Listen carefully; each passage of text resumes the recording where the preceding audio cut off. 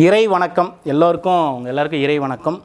இன்றைய தியான வகுப்பில் நாம் எடுத்துக்கக்கூடிய தகவல் என்னென்னா, ஒவ்வொருத்தருக்கும் இன்றைக்கி அன்றாட வாழ்வில் ஏற்படக்கூடிய தீய பழக்கங்கள் நிறையா இருக்குது. இந்த தீய பழக்கங்கள்லேருந்து எப்படி நாம் வெளியில் வரலாம், அது கொஞ்சம் கவனமாக எடுத்துக்கணும். இந்த தீய பழக்கங்கள் அப்படின்னு சொல்லக்கூடியது எதெல்லாம் தீய பழக்கம்னா, இந்த உடலுக்கும் இந்த மனதிற்கும் இந்த உயிருக்கும் ஆன்மாவிற்கும் ஒவ்வாதது. அதாவது இந்த உடலை பாதிக்கக்கூடிய எல்லா விஷயங்களும், இந்த மனதை பாதிக்கக்கூடிய எல்லா விஷயங்களும், இந்த உயிரை பாதிக்கக்கூடிய எல்லா விஷயங்களும், இந்த ஆன்மாவை பாதிக்கக்கூடிய எல்லா விஷயங்களுமே சரியில்லாத பழக்கங்கள் தான். இது குறிப்பாக எதையாவது ஒன்று எடுத்து சொல்கிறோம் அப்படின்னா, இந்த புகைப்பிடித்தல் உடல் ஆரோக்கியத்துக்கு கேடு, மது பழக்கம் உயிருக்கு கேடு, இதெல்லாம் சொல்கிறோம். ஒரு மது பழக்கம் இருக்கிறவர்கிட்ட போய் நம்ம குடிக்காதீங்க, இது உயிருக்கு கேடு அப்படின்னு சொன்னால் அவர் கண்டிப்பாக கேட்க மாட்டார். அவர் ஏன்னா ஒரு ஆள் மனதில் பதிவாயிரும். இந்த கொஞ்சம் கொஞ்சமாக இந்த பழக்கம் என்னாகும், பதிவாயிரும். அவர்கிட்ட போய் நீங்கள் கேட்டிங்கன்னா அவர் என்ன சொல்லுவார், இதுக்கு ஒரு 10 விளக்கம் சொல்லுவார். அவர் செய்கிறதுக்கு ஒரு நியாயத்துக்கு தான் சொல்லுவாரே ஒழிய, இந்த பழக்கத்திலிருந்து அவராகவே வெளியில் வரணும்னு நினச்சாலும் வெளியில் வர முடியாது. அவருக்கு மனசுக்குள்ளார இருக்கும், எல்லா விஷயங்களும் இருக்கும். ஆனால் அவர் அந்த பழக்கத்திலிருந்து வெளியில் வரத்துக்கு நிறைய முயற்சி செய்வார். ஆனால் அவரால் பண்ண முடியாது. அகம் சார்ந்த ஒரு மாற்றம் நிகழாத வரை புறத்தில் ஒரு மாற்றம் வராதான். அப்போ அகத்தில் எனக்கு உள்ள ஒரு மாற்றம் வரணும். உணவு சாப்பிட்றோம், ஒரு உணவு ஒவ்வாமைன்னு ஆகுது. இந்த உணவு எனக்கு சேரலை, இந்த உணவு சாப்பிட்றதுனால எனக்கு உடலுக்கு ஆரோக்கியம் இல்லை அப்படின்னாலும் பழக்கம் என்னாகும், சாப்பிட்டுட்டே இருந்திருப்போம் ரொம்ப வருஷமாக. அந்த உணவை திடீர்னு ஒரு நாளில் நிறுத்த முடியாது.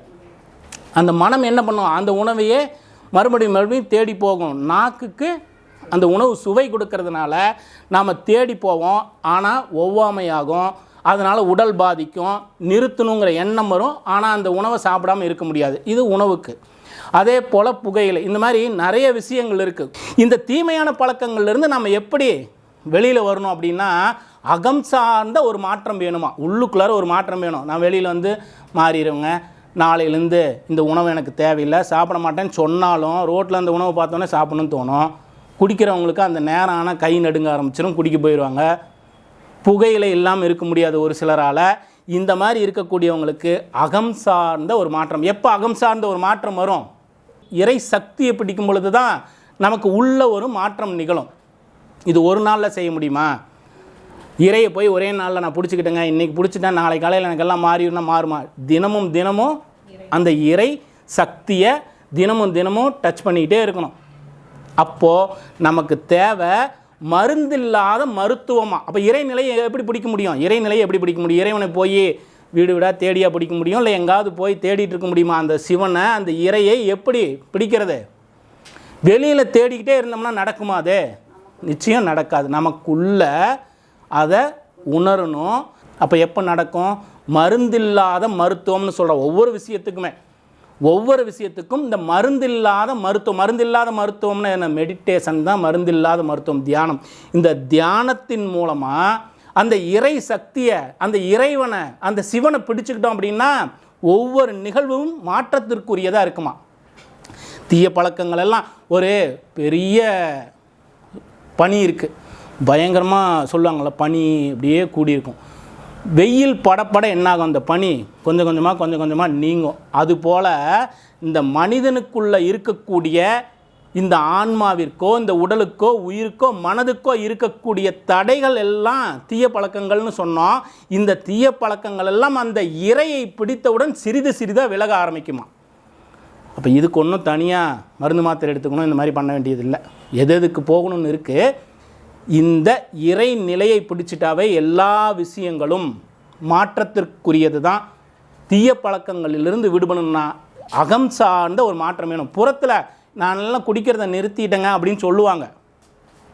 ஆனால் நம்மளை ஏமாற்றிட்டு நமக்கு தெரியாமல் எந்த நேரத்தில் போய் குடிச்சிட்டு வந்தால் அவங்களுக்கு தெரியாது, அப்படி தான் பண்ணுவாங்களே ஒழிய, நம்மளை ஏமாத்துறதுக்கு உண்டான நடிப்பாக தான் அது இருக்குமே தவிர அது அகம் சார்ந்த மாற்றமாக இருக்காது. ஒரு மாற்றம் உள்ள நிகழ்ந்துருச்சுன்னா வெளியில் அவங்களாவே ஒரு விஷயத்தை வேண்டான்னு அவங்களாவே விட்டுருவாங்க. மறுபடியும் போய் யாராவது கொடுத்தாங்கன்னா கூட வாங்க மாட்டாங்க. உணவு பழக்கமாக இருக்கட்டும், புகையிலையாக இருக்கட்டும், எதுவாக வேணாலும் இருக்கட்டும், கோபமே என்னான்னு புரிஞ்சுக்கிட்டாங்கன்னா ஒரு பெரிய மாற்றத்தை கொடுத்துரும்.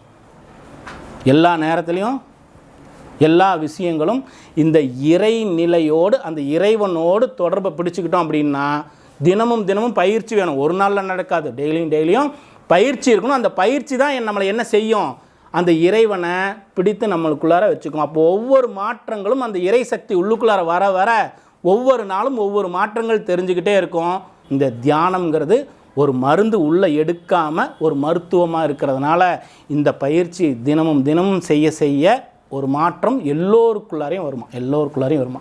தினமும் பயிற்சி செய்யுங்க. பயிற்சியால் ஒரு மாற்றம் வரும். ஒரு நாளில் எந்த நிகழ்வும் மாறாது. சரி, இன்றைக்கி தியான வகுப்புக்கு போவோம். இந்த இறை சக்தியை உணர்வதற்கும் இறை நிலையை பிடிச்சிக்கிறதுக்கும் சின்ன சின்ன பயிற்சிகளோடு இன்றைக்கி தியான வகுப்புக்கு போவோம். தொடர்ந்து மக்களுக்கு பயனுள்ள நல்ல விஷயங்களை தொடர்ந்து செய்துக்கிட்டே வருவோம். நிறைவாக இருப்போம்.